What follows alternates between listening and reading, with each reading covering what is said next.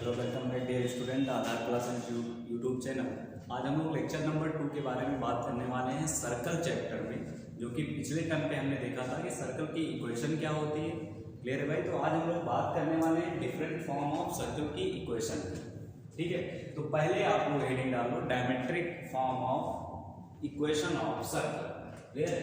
Equation of circle in diametric form, equation of circle in diametric form. अब कहोगे sir ये कौन सा फॉर्म, तो आओ समझते हैं। Equation of circle in diametric, तो कहने का मतलब ये हुआ कि बेसिकली दो चीजें हमें चाहिए सर्कल की इक्वेशन लिखने के लिए, जो कि पिछले घंटे हमने सीखा था कि अगर सेंटर पता चल जाए और रेडियस पता चल जाए तो इक्वेशन ऑफ सर्कल हम लोग लिख देंगे। तो यहाँ पे देखो, कभी कभी ऐसी सिचुएशन बनेगी कि तुम्हें सर्कल के डायमीटर के दो एंड पता होंगे। जैसे अगर मान लेते हैं कि ये पॉइंट ए है और ये पॉइंट क्या है, बी, तो ये पॉइंट के कोऑर्डिनेट दिए हुए हैं x1 y1 और इसके कोऑर्डिनेट दिए हुए हैं क्या भाई, x2 और y1। क्लियर? अब हमें इक्वेशन ऑफ सर्कल लिखना है इन दो पॉइंट को यूज करके। कहोगे सर ये तो बहुत आसान है। कैसे आसान है भाई? इन दोनों का मिड पॉइंट जो होगा वो क्या होगा, सेंटर होगा। सेंटर पता चल गया और डिस्टेंस फार्मूला लगा देंगे तो क्या पता चल जाएगा, रेडियस पता चल जाएगा। क्लियर है? लेकिन इसके अलावा भी एक और तरीका आपको बता रहा हूं जो इससे भी आसान होगा और डायरेक्टली आप equation of circle very fast लिख पाओगे। वो कैसे? ध्यान से समझो, इसको गौर से देखो। क्या यहाँ पे 90 डिग्री एंगल आएगा? 90 डिग्री। क्लियर है? ऐसा क्यों 90 डिग्री आएगा? क्योंकि तुम्हें पता है कि बेसिकली जो डायमीटर से ये जो हम लोग ट्रायंगल ड्रॉ कर रहे हैं सेमी सर्कल में, ये 90 डिग्री बना था, बचपन से पढ़ते हुए आ रहे होंगे। क्लियर? तो अगर एंगल 90 डिग्री है तो हम ये बोल सकते हैं सर कि एच कामा के इस तरीके से मूव करेगा कि हमेशा 90 डिग्री बनाएगा इसके सर्कमफेरेंस के साथ। हमेशा वो पॉइंट भी चाहे जहां हो, हमेशा 90 डिग्री बनाएगा। बोलो, हमेशा 90 डिग्री बनाएगा। तो अगर हमेशा 90 डिग्री बनाएगा तो क्या मैं ये लिख सकता हूं कि m1 और m2 स्लोप मान लो इस लाइंस का, तो m1 m2 का प्रोडक्ट होगा भाई -1।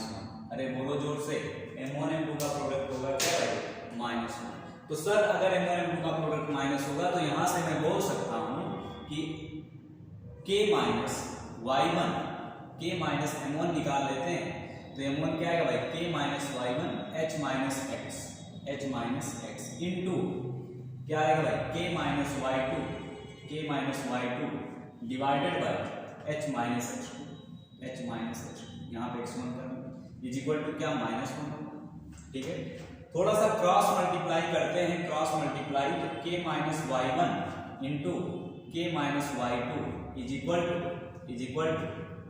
जब क्रॉस मल्टीप्लाई करोगे तो माइनस साइन के साथ आएगा h minus x1 into h minus x2।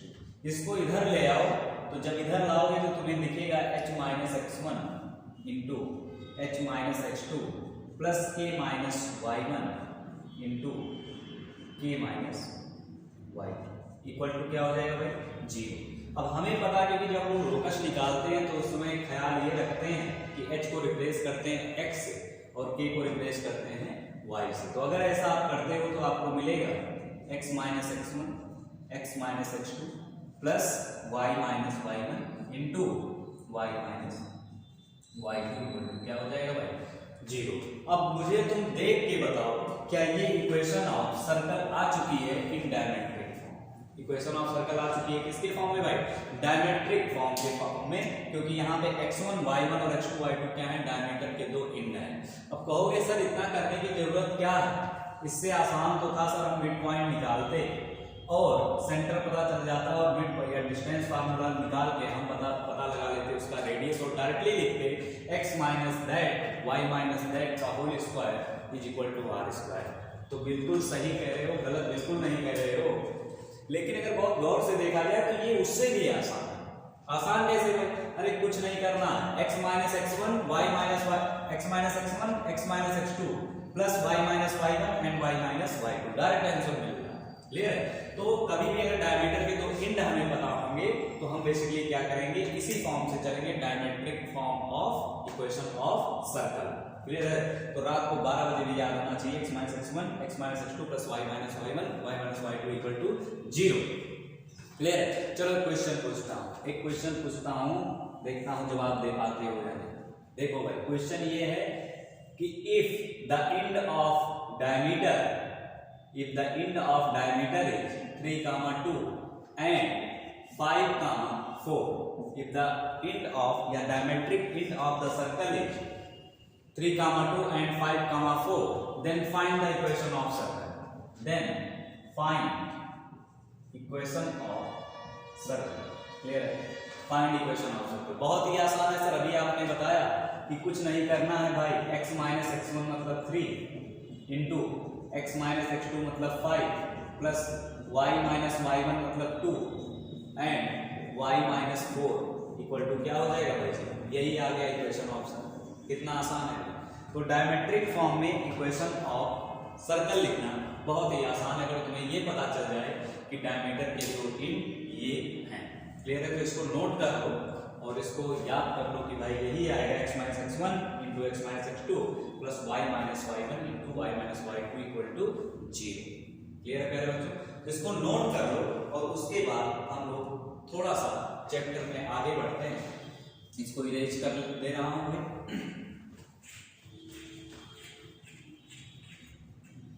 देखना तो क्वेश्चन करते रहे भाई और जवाब ढूंढते रहे।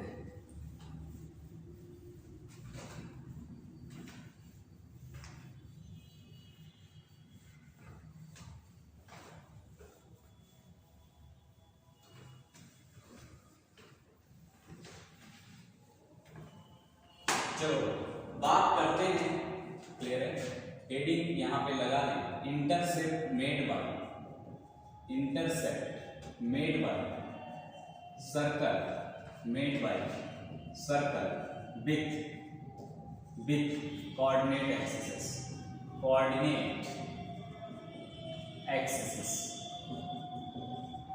Intercept made by circle with coordinate axis. Clear है? कहने का मतलब ये हुआ कि कोऑर्डिनेट एक्सिस के साथ जो इंटरसेप्ट बना रहा है वो सर्कल, उसका हमें क्या फाइंड करना है? लेंथ फाइंड करना है कि उसका लेंथ कितना होगा। तो देखो भाई सर्कल हो सकता है कि एक्स एक्सिस को कट करे, बोलो, हो सकता है एक्स एक्सिस को कट करे, और हो सकता है कि वाई एक्सिस को कट करे। क्लियर है? हो सकता है। और ये भी हो सकता है कि दोनों एक्सिस को कट करे, और ये भी हो सकता है कि एक भी एक्सिस को कट ना करे। तो बिल्कुल 3 सिचुएशन यहाँ पे निकलेंगी। तो अगर ध्यान से गौर से देखो, मान लेते हैं कि equation general equation of straight line की अगर मैं बात करूं तो x² plus y² plus 2gx plus 2fy plus c equal to 0। अच्छा एक बात बताना मुझे यहाँ पे, मैं ये चाह रहा हूँ कौन कितना इंटरसेप्ट मेड कर रहा है, मतलब ये लेंथ में चाह रहा हूँ, ये लेंथ। इंटरसेप्ट का मतलब यही तो होता है। इंटरसेप्ट का मतलब ये सर्कल एक्स एक्सिस के साथ कितना इंटरसेप्ट बना रहा है। तो गौर से देखो, मान लेता हूं कि यहाँ x1, 0 पे कटिंग हो रही है, x1, 0, और यहाँ पे जो कट कर रहा है कहाँ पे कर रहा है? x2, 0। अब कहोगे सर x1, 0, अरे भाई x एक्सिस है, y कोऑर्डिनेट क्या होगा? 0, और ये भी x एक्सिस है, y कोऑर्डिनेट क्या होगा? 0। तो सोच के बताओ मुझे, क्या जो इंटरसेप्ट की लेंथ आएगी वो आएगी x2 माइनस x1 का मॉड। इसका मतलब सर हमें फोकस सिर्फ इसी पे करना है कि x2 माइनस x1 के मॉड की वैल्यू कितनी है। इसका मतलब यही तो हुआ, x2 माइनस x1 ही तो इंटरसेप्ट है भाई।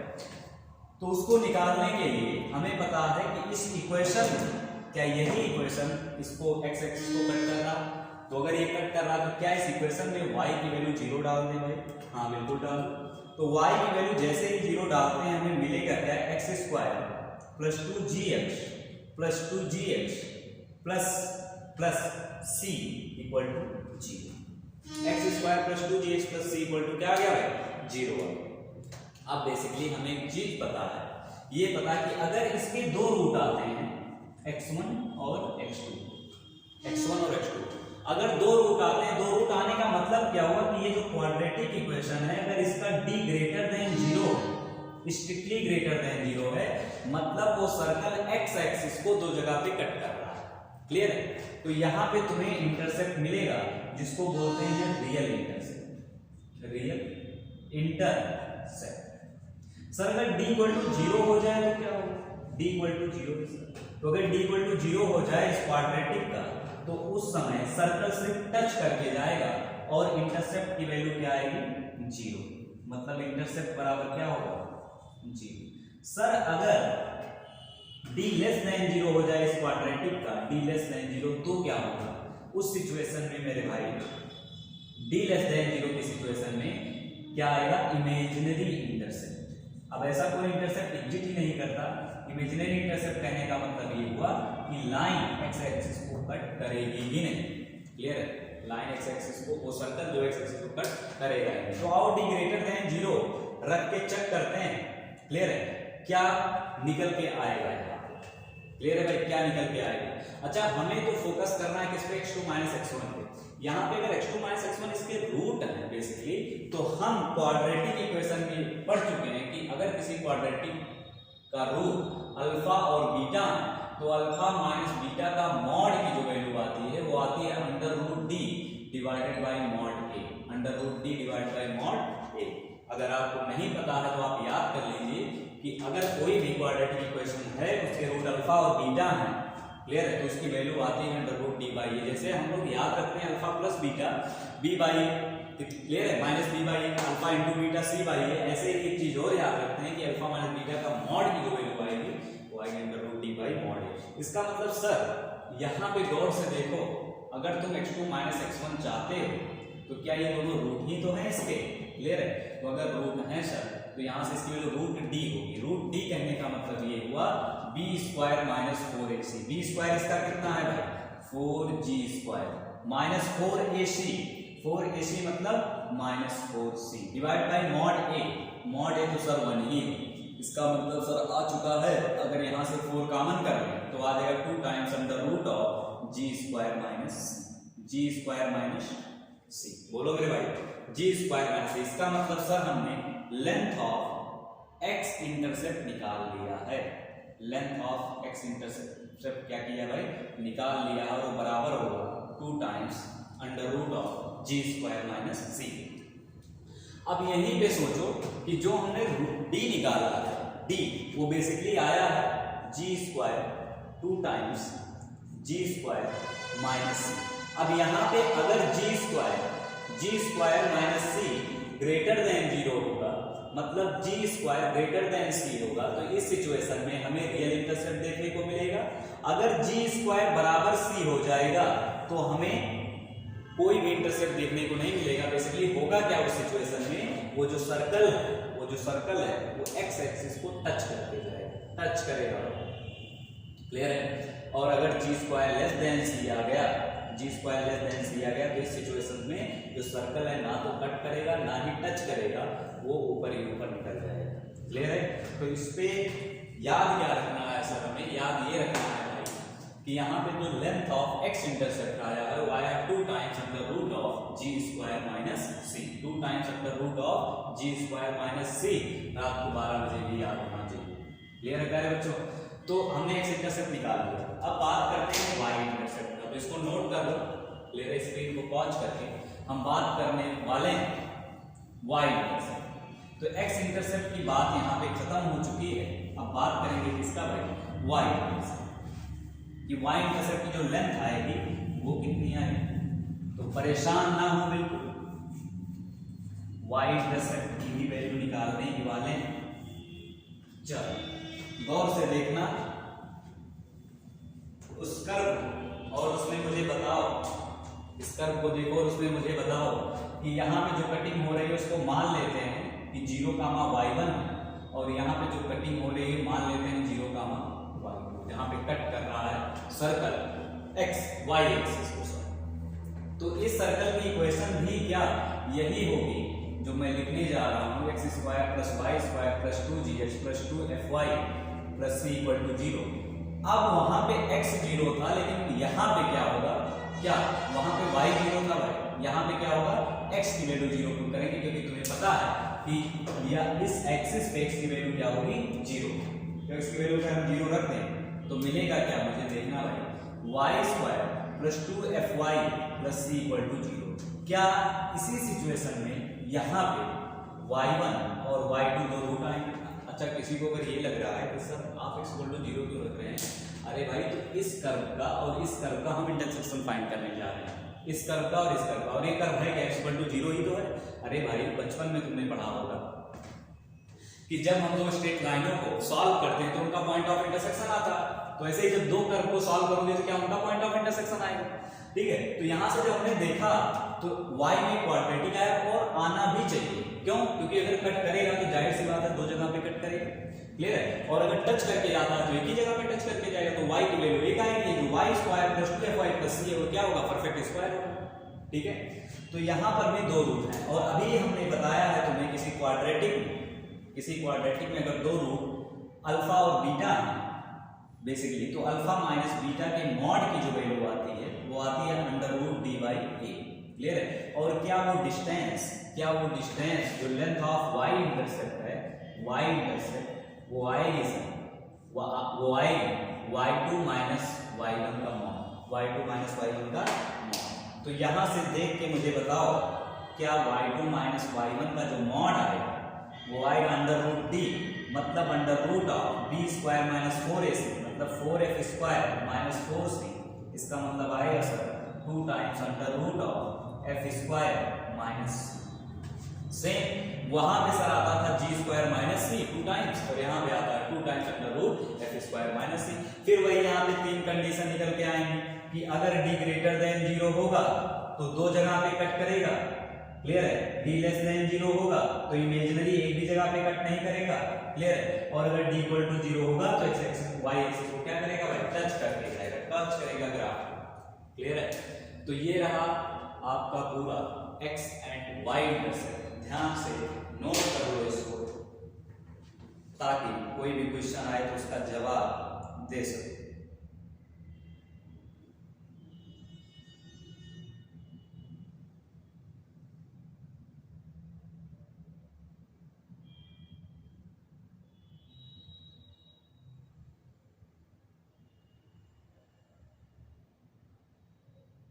क्लियर है भाई, चलो अगर ये नोट कर लिए हो तो एक क्वेश्चन पूछता हूं उसका जवाब देना, एक क्वेश्चन पूछता हूं उसका जवाब देना,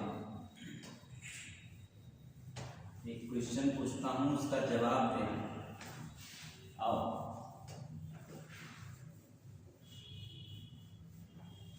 उसका जवाब, क्वेश्चन ये कि फाइंड x इंटरसेप्ट, find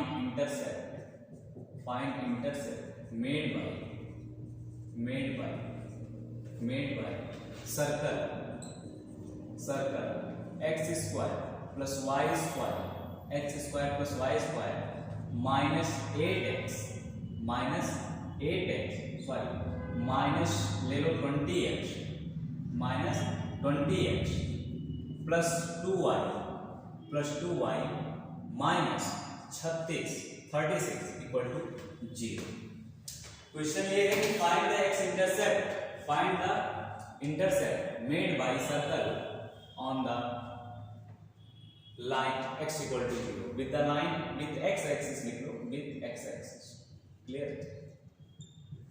तो हमें फार्मूला याद है सर, क्या आता है, लेंथ ऑफ x इंटरसेप्ट आता है sir under root of 2 times g square minus g square का कितना है, जी की वैल्यू क्या दर्शाएगी, जी की वैल्यू क्या दर्शाएगी भाई, तो आ जाएगा 100, क्या -36 कहा होगा, -36 कहने का मतलब माइनस, क्लियर है। तो यहाँ पे काम करो +36 ले लो ताकि आंसर आपको बहुत अच्छा मिले, तो +36 तो आंसर निकल के आ जाएगा 2 into 8 यानी आंसर कितना आ जाएगा 16 यूनिट, क्लियर है।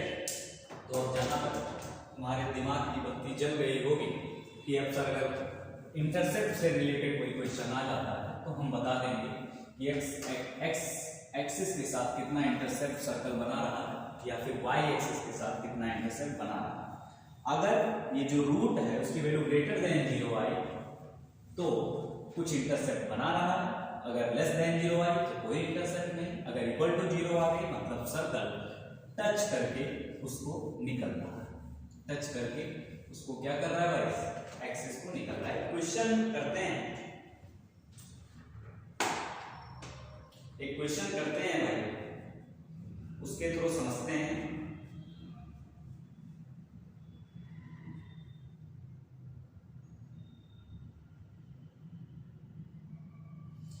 क्वेश्चन है find the equation of circle which touches, find the equation of circle, question find equation of circle which touches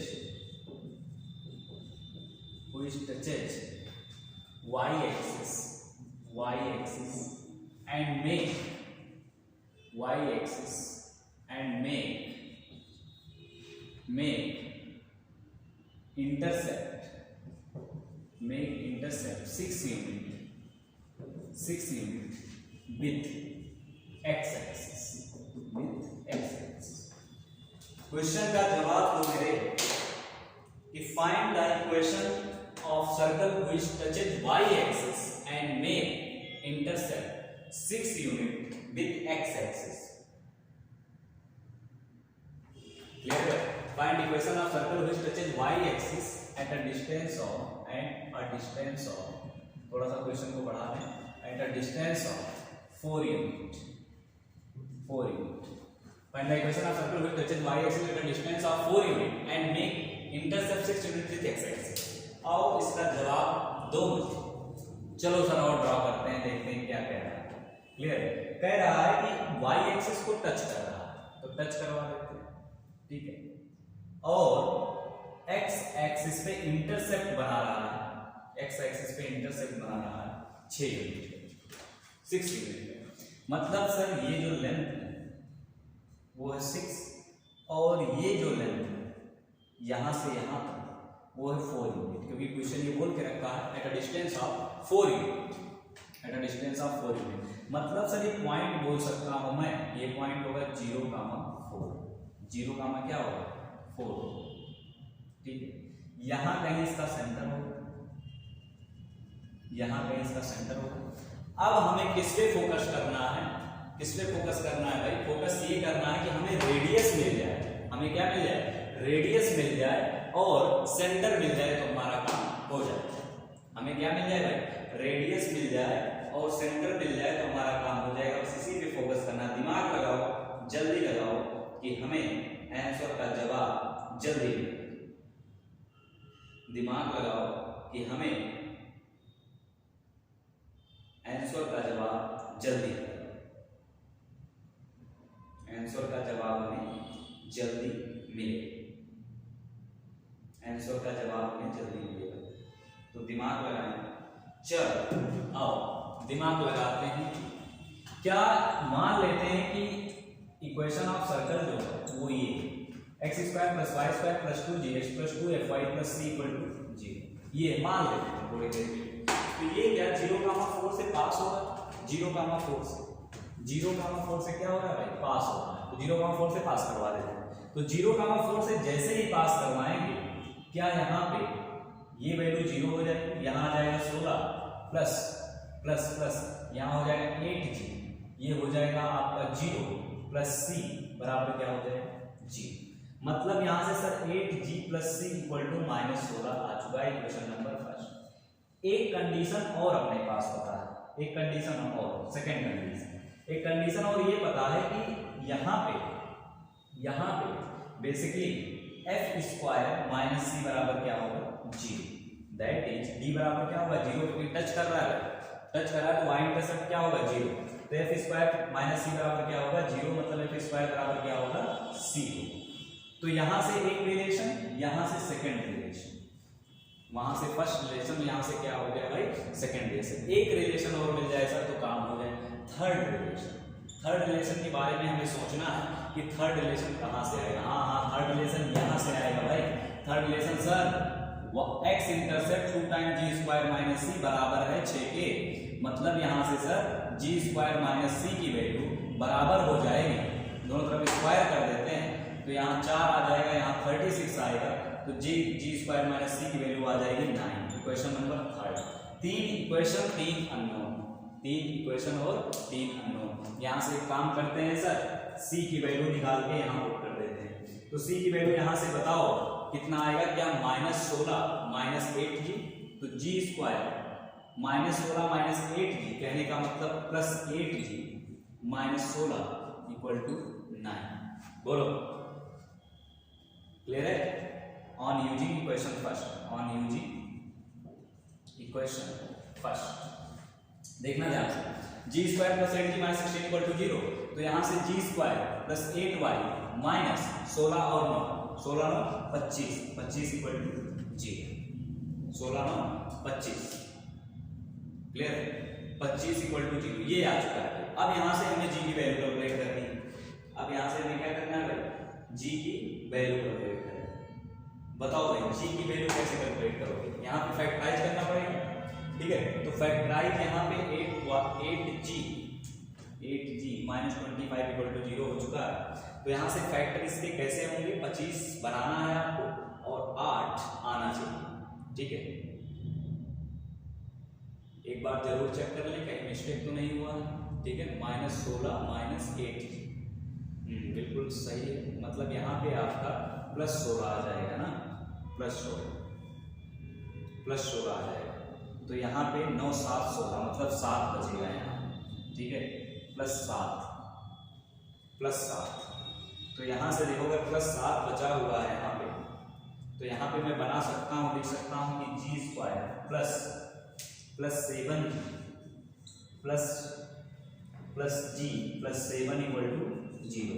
तो यहाँ से जी की दो वैल्यू जाएंगे, एक तो आएगा -1 और एक जी की वैल्यू आएगी -7। क्लियर है भाई? अगर जी की दो वैल्यू जा चुकी है -1 -7, इसका मतलब क्या है? इसका मतलब क्या है भाई, -1 एंड -7, मतलब कि सर सर्कल इधर भी होगा। बोलो इधर भी होगा भाई सर, बिल्कुल इधर होगा। ये टोटल आपको मैं बता दूं तो टोटल 4 सर्कल आएंगे सर, यहाँ कट नहीं करेगा,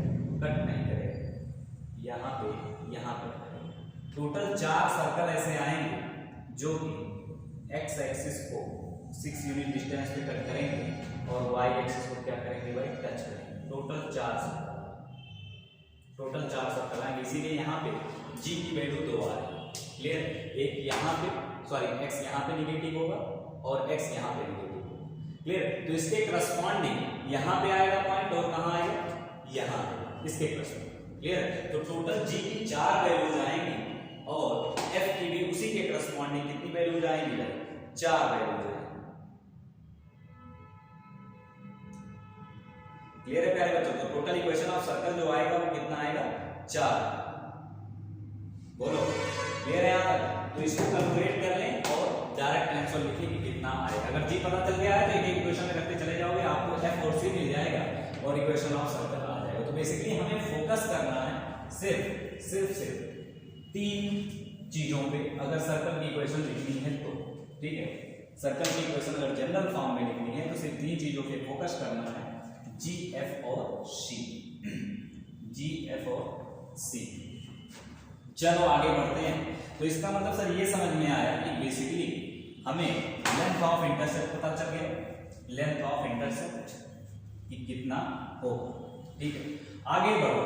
अब यहां से जो चीजें मैं स्टार्ट करने जा रहा हूं सर्कल में, वो आपका हर एक कर्व के लिए वैलिड होगा, चाहे वो आपका पैराबोला हो, हाइपरबोला हो, इलिप्स, क्योंकि यही पे सर्कल में मैं चीजें बताऊंगा और पैराबोला, हाइपरबोला, इलिप्स में आपको याद दिलाऊंगा कि ऐसा हुआ, क्या हुआ, आओ समझते हैं। हेडिंग डालो यहाँ पे, पोजीशन ऑफ अ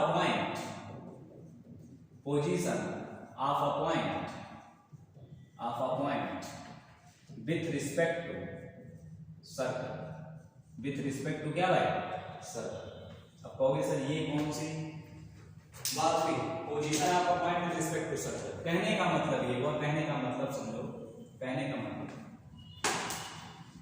का मतलब ये है कि कोई सर्कल है, जैसे मान लेते हैं थोड़ी देर के लिए कि सर्कल है x² + y² = आर स्क्वायर। इसका क्या मतलब समझते हो कि इसका सेंटर कितना 0, अरे भाई इक्वेशन तो यही आती है ना, x माइनस अल्फा का whole square plus y minus beta का whole square equal to are square.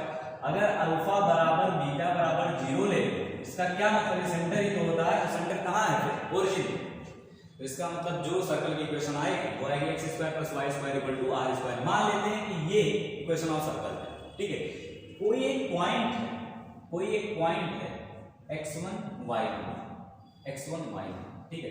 अब हमें ये बताना है कि position of a point with respect to circle की, जो पॉइंट है वो सर्कल के अंदर है, सर्कल पर है या सर्कल के बाहर, ठीक है। बहुत ही आसान है ये, कैसे बताएंगे सर, ध्यान से समझो, गौर से समझना, तभी समझ में आएगा।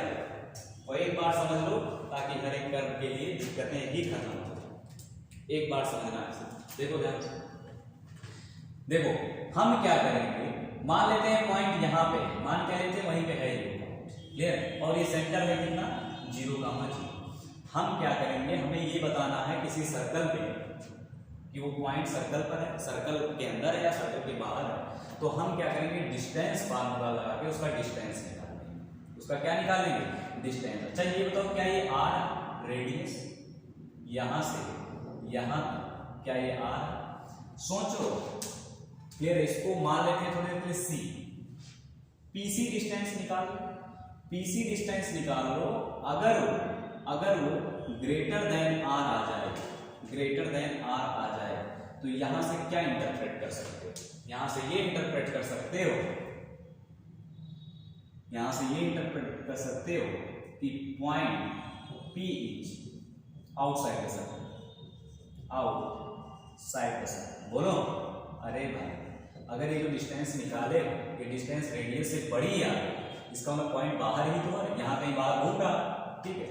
अगर PC बराबर R आ जाए, इससे क्या इंटरप्रेट करोगे, इससे ये इंटरप्रेट करोगे कि यहाँ पे पॉइंट जो है, point is on the circle, on the circle. रे भाई सर्कल पर ही होगा, तभी तो रेडियस के बराबर आएगा, ठीक है। अदरवाइज अगर थोड़ा सा भी बाहर हुआ तो रेडियस से बड़ा आ जाएगा, वो पहले वाले में चला जाएगा। सेकेंड कंडीशन, थर्ड कंडीशन देखो, थर्ड कंडीशन कि अगर PC लेस देन R आ जाए, मतलब R बड़ा हो जाए, तो इसका मतलब ये हुआ सर अब पॉइंट अंदर है, क्योंकि ये PC निकालेंगे तो रेडियस से क्या इसकी डिस्टेंस कम आएगी, बिल्कुल आएगी। तो इस सिचुएशन में पॉइंट इनसाइड सर्कल, पॉइंट कहां होगा भाई, सर्कल के अंदर, ठीक है। और एक बार कैलकुलेट करके देखते हैं कि डिस्टेंस आ कितनी रही, और एक बार कैलकुलेट करके देखते हैं कि डिस्टेंस आ कितनी रही। PC बताओ मुझे, डिस्टेंस फार्मूला लगा के, क्या x1 माइनस 0 का whole square plus y1 minus 0 का होल स्क्वायर का अंडर रूट, क्या अंडर रूट आ रहा है भाई, यही तो आ रहा है, ठीक है। क्या greater than r, first condition के लिए ले रहे हैं, क्लियर, फर्स्ट कंडीशन, तो क्या ग्रेटर देन r, तो यहां से अगर हम दोनों तरफ स्क्वायर करते हैं, ठीक है। एक काम करो, सेकंड कंडीशन के लिए निकाल लेते हैं, बाकी सबके लिए इंटरप्रेट कर लेंगे। सेकंड कंडीशन के लिए तो क्या है भाई, सेकंड कंडीशन में इक्वल टू r, तो यहां से x1 square plus y1 square equal to r square on squaring both side. अरे ये क्या आ गया, ये क्या आ गया, ये तो देखा समझ रहा है, ऐसा लग रहा है कि हमने x1 y1 को इसी इक्वेशन में पुट कर दिया। ये सर्कल की इक्वेशन क्या था, x square plus y square equal to r square, ठीक है। x1 y1 को हमने क्या कर दिया है, पुट कर दिया है। तो यहाँ पे क्या मैं ये लिख सकता हूँ, x1 square plus y1 square minus r square equal to 0। गौर से देखो, ये बेसिकली इक्वेशन ऑफ सर्कल है और उसमें हमने x1 y1 पुट कर दिया, ठीक है। अब यहाँ से एक नई मजेदार चीज निकाल के तुम्हें दे रहा हूँ, जिसको हमेशा तुम्हें यूज करना है, s1 इक्वल टू 0। s1 मतलब हम करेंगे क्या, उस x1 y1 को सर्कल की इक्वेशन में पुट कर देंगे। अगर वो 0 के बराबर तो क्या होगा, इसका मतलब कर्व को सेटिस्फाई कर रहा है, और कर्व को सेटिस्फाई करने का मतलब ये हुआ कि वो उसी कर्व पे लाई कर, मतलब on the circle, point is on the circle. s1 less than r inside the circle, sorry s1 less than r नहीं, s1 लेस देन 0, और s1 ग्रेटर देन 0 कहने का मतलब point outside the circle, outside the circle. बोलो, इसका मतलब sir अब इस सबको भूल जाएंगे, इन सबको भूल जाएंगे और याद रखेंगे सिर्फ वो चीजें कि S1 = 0 point on the circle, S1 < 0 point inside the circle and S1 > 0 point outside the circle. Clear है भाई? आओ क्वेश्चन के तौर पे समझते हैं इसको। क्लियर है? क्लियरिटी हो गई होगी। और एक दो क्वेश्चन करके मन को शांत कर लेते हैं, जो मन में व्यथा उत्पन्न हो रही है वो दूर हो जाएगी। सर बहुत सही, बहुत अच्छी चीज सीखा। क्लियर है?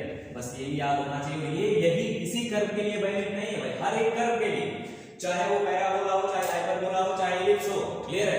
बस हम यही करेंगे, उठा के उसमें पुट कर देंगे। अगर <0 आ गया तो आउटसाइड, <0 आ गया इनसाइड, =0 आ गया तो on the circle, on the curve.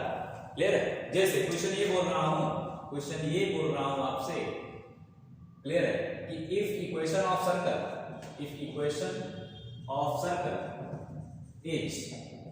x² + y² = 9, x² + y² क्या है? 9। Find the position of point, find the position of point 2, 5,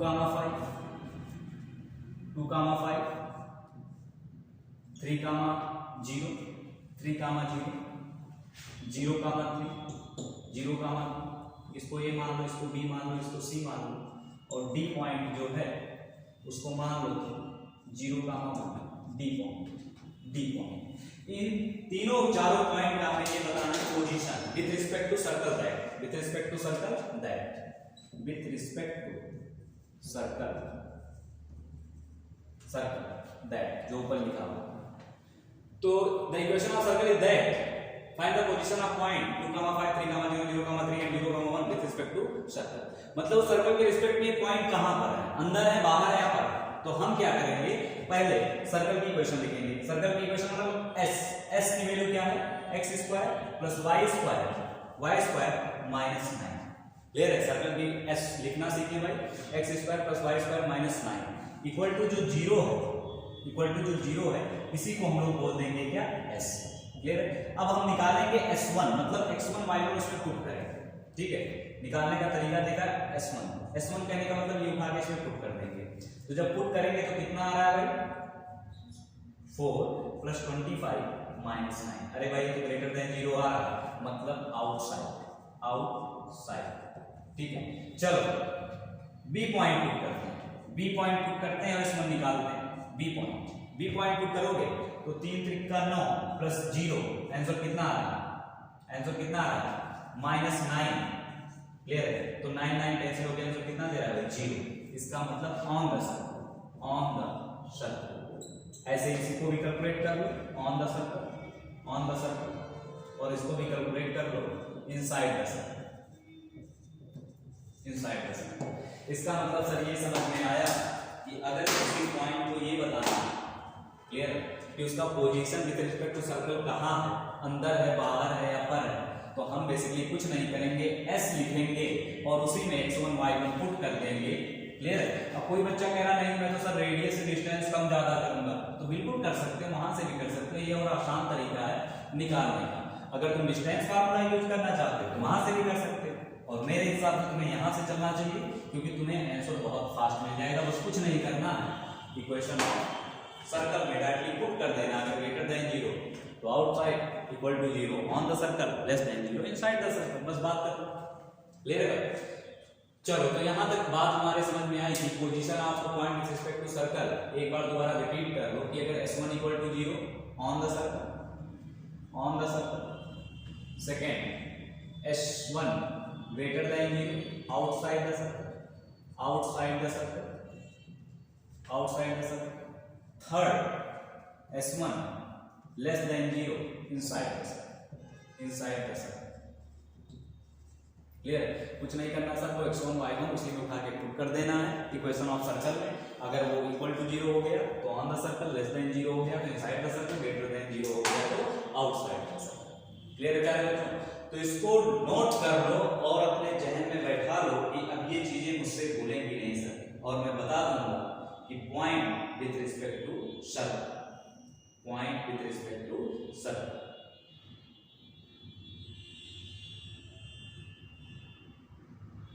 चलो अगर यहां तक बातें क्लियर है तो अब हम लोग इसकी बात करने वाले हैं कि कोई पॉइंट किसी सर्कल के अबाउट कहां पर है, ये तो हमें पता चल गया, ठीक है, ये तो हमें क्या चल गया भाई, पता चल गया।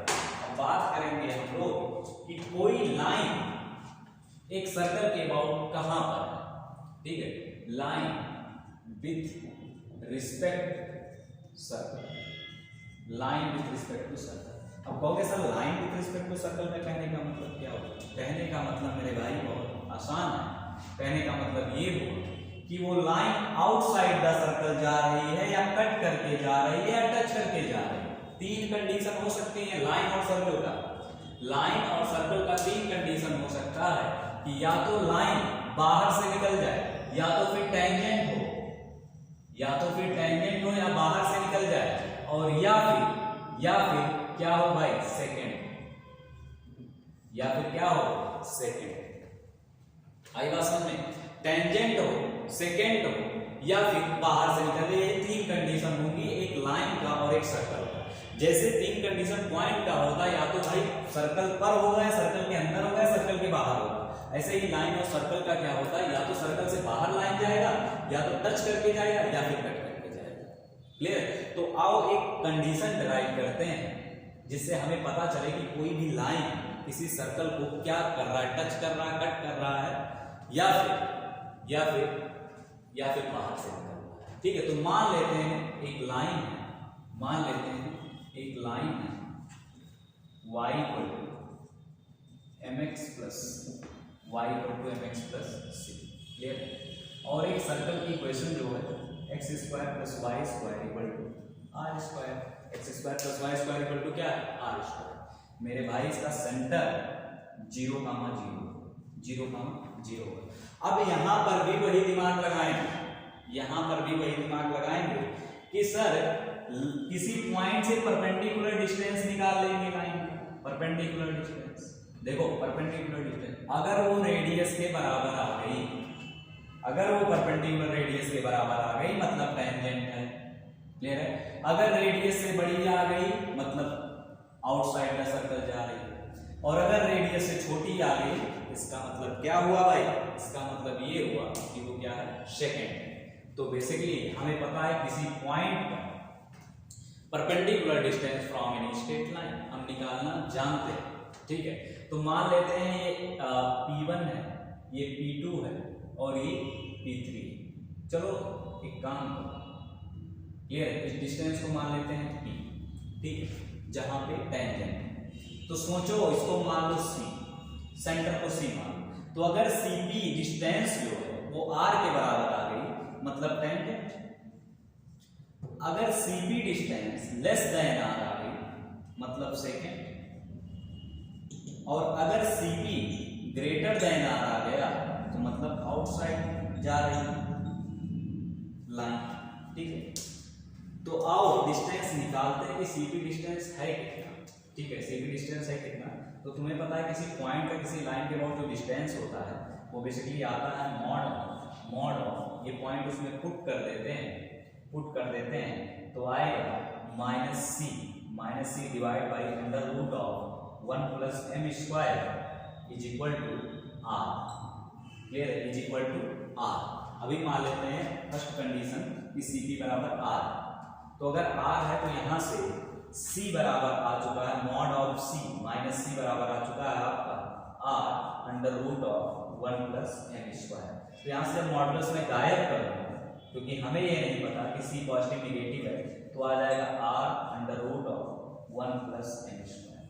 मेरे भाई यही कंडीशन ऑफ टेंजेंसी, यही कंडीशन ऑफ क्या टेंजेंसी है। कहने का मतलब ये हुआ कोई लाइन किसी सर्कल पे टेंजेंट है, इसका साफ साफ मतलब ये होता है कि C R और M में ये रिलेशन होगा तभी कोई लाइन सर्कल पे क्या होगी, टेंजेंट होगी। तो अगर तुम कहीं ये प्रूफ कर पाए कि C equal to plus minus R under root of 1 plus m square आ गया, C इसके बराबर आ गया, मतलब ये जो लाइन है उस पे क्या है, टेंजेंट। ठीक है, उस पे क्या है भाई, टेंजेंट है। अब यहाँ पे ध्यान समझना, अगर क्या लेस देन आर आ गया, लेस देन आर आ गया तो क्या है, सेकेंड है। लेस देन आर आ गया तो क्या है, सेकेंड है। और सी पी अगर ग्रेटर देन आर आ गया तो क्या है, आउटसाइड का सर्कल जा रहा है। और वो सर हम कैलकुलेट करके बता देंगे कितना आएगा। ठीक है, तो हमने आज ये देखा कि line with respect to circle. Clear है? तो यहाँ पे इसका एक नाम और दे सकते हो, कंडीशन ऑफ टेंजेंसी।